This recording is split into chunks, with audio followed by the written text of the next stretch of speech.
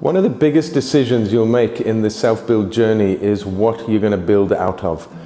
There's a huge array of different things to choose from traditional brick and block through to timber frame, insulated concrete formwork, SIPs, and a whole array of other products out there. There's a lot to think about, and we're running a 2-day workshop at the NSBRC, so please do come on down and speak to the experts, because there are things that need to be addressed, like where do services go? How do they fit into the buildings? Can you get finance for these different types of building systems?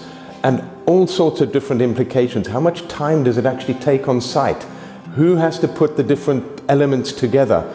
And is there continuity between the different forms, when you're joining from the ground up to the walls onto the roof? Who takes care of the continuity of the whole build?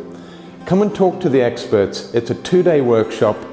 Book online at the NSBRC.